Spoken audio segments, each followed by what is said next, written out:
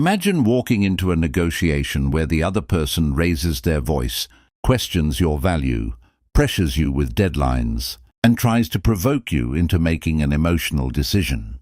Most people lose before the negotiation even begins, not because they lack intelligence, but because they lose control of themselves.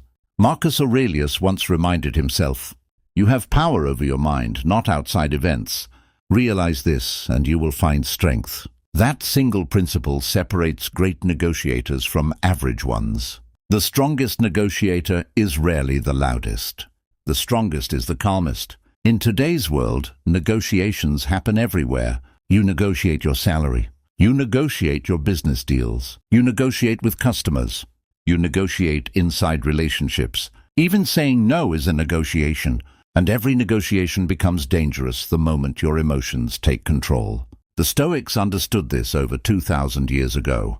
They knew anger clouds judgment, fear weakens decisions, greed destroys patience, ego creates unnecessary battles. Today's video explores how Stoic philosophy teaches emotional mastery during negotiations. By the end, you'll understand why controlling yourself is often more powerful than controlling the conversation. Let's begin. Part 1. The first person you must defeat is yourself. Every negotiation begins long before two people sit across a table. It begins inside your own mind. Epictetus taught that we are disturbed not by events, but by our opinions about them. Suppose someone offers you less money than you expected. The offer itself isn't painful. Your interpretation is, you think, they don't respect me. They're insulting me. They think I'm weak. Immediately, your emotions become involved. Now you are no longer negotiating. You're defending your ego. This is exactly what skilled negotiators hope happens. Emotional people become predictable. Calm people become dangerous. The Stoic enters every negotiation asking one question: what is within my control? Not the market, not the other person's behavior, not their emotions. Only your own thoughts, your tone, your patience, and your response. That alone changes everything.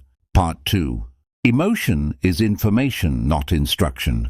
Modern psychology agrees with Stoicism. Emotions are signals, not commands. Feeling frustrated doesn't mean you should react. Feeling insulted doesn't require retaliation.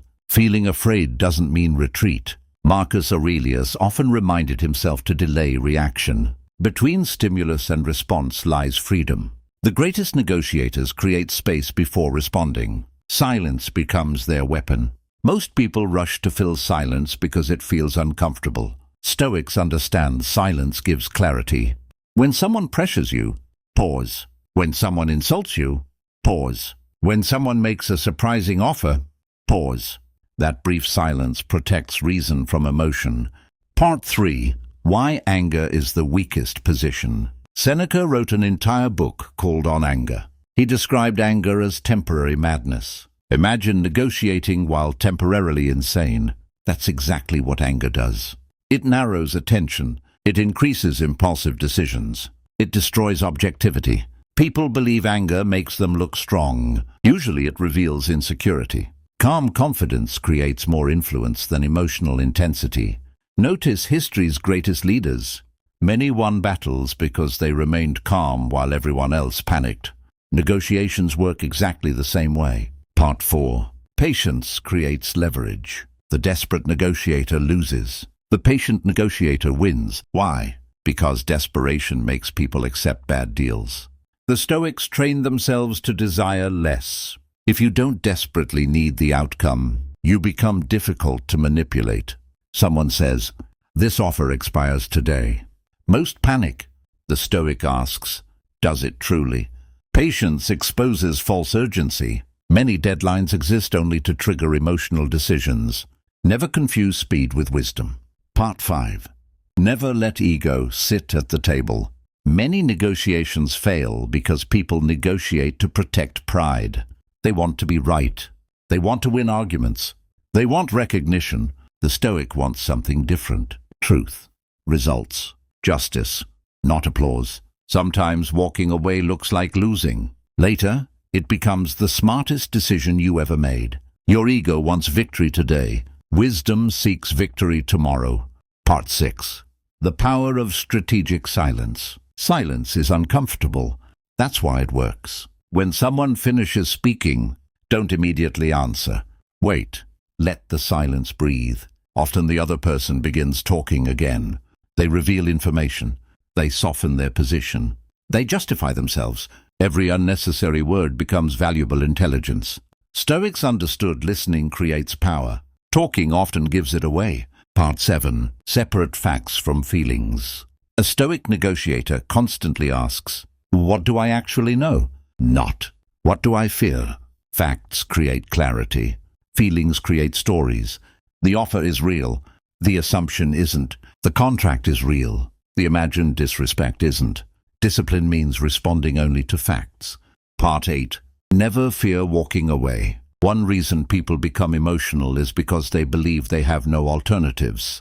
That belief creates weakness. The Stoics practiced voluntary discomfort. They reminded themselves they could survive with less. This made them fearless. The person willing to walk away often negotiates from the strongest position. Freedom creates confidence. Dependence creates anxiety. Part 9. Observe before you speak. Nature gave us 2 ears and 1 mouth. The Stoics believed observation precedes wisdom. Watch body language. Watch tone. Watch hesitation. Listen more than you speak. People reveal priorities accidentally. Your job isn't merely to talk, it's to understand. Part 10. Protect your inner peace. Some negotiators intentionally provoke emotion. They interrupt.